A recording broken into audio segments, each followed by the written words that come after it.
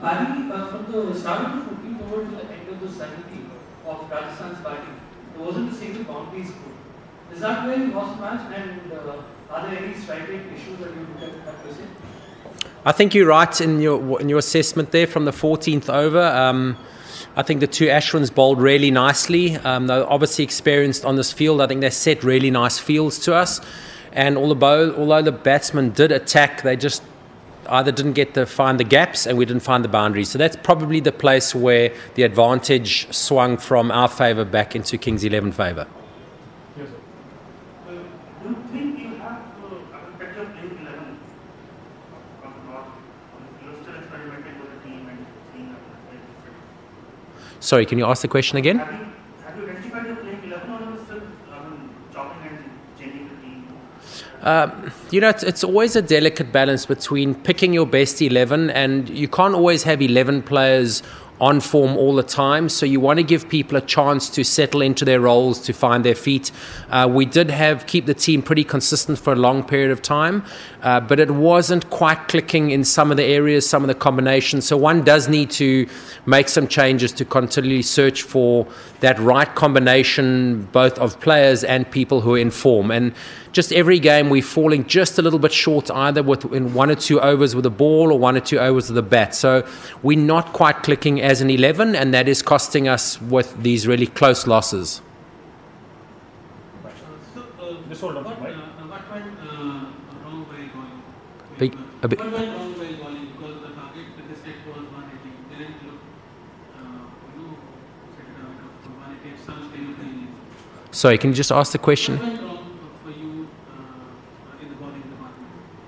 I think the bowling again, by and large, I'm comfortable with a lot of the plans, with a lot of the executions for the bowlers, but there were a few executions where we just got it wrong. We got into the wrong areas, and I'm not sure, I haven't spoken to the bowlers if it was a strategy thing or an execution thing, but probably we gave away 5 boundaries more than what we should have. They were a little bit freebies rather than actually making the batsmen really work for them. So I think we bowled really well, and on that wicket it was probably, I'd say, a 170 par wicket, and maybe we gave 2-3 boundaries too many. We take 3 more. Coach, Jafra Archer was outstanding for you guys. Do you think let's give him a chance for the World Cup? So we will not comment on this at this moment. Let's talk about the game. Let's talk about the game. I'm happy to comment on Jofra Archer. He has been amazing. If we just look at his performances, if you look at the results, he's obviously a highly skilled bowler, and he's amazing the way he's able to structure his 6 balls. He just seems to know what balls to bowl at what time, and his execution is awesome. So he really is one player in our team who has delivered game in and game out. He's been exceptional, and it's just a pity we aren't rallying around and all adding performances to support him and hold the opposition to 10-15 less than par, which is ideal what you want from a bowling unit. Yes. Coach, next week or so, you'll be looking few players to national commitment and everything. Is Bharat prepared for any change?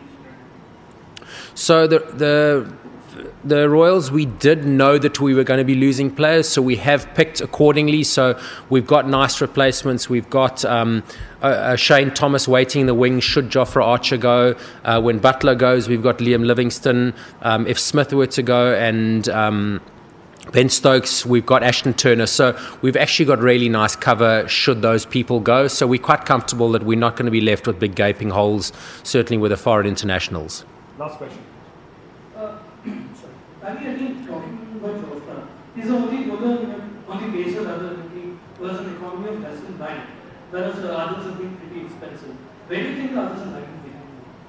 What's the areas of I think, again, it's just some fine-tuning, and this is a really tough game for bowlers. Let's make no bones about that. People come to the game to watch the ball get hit into the stands. They don't come to watch the bowlers bowl Yorkers. I think it's only their parents who are interested in Yorkers. So it's a little bit of fine tuning in terms of plans, and at the same time a little bit of fine tuning in terms of execution. And if we talk about Yorkers, we've seen this entire tournament. Not many bowlers are regularly nailing the Yorkers because it is a very difficult ball, and the way batsmen are moving around their crease, they really are putting a lot of pressure back on bowlers.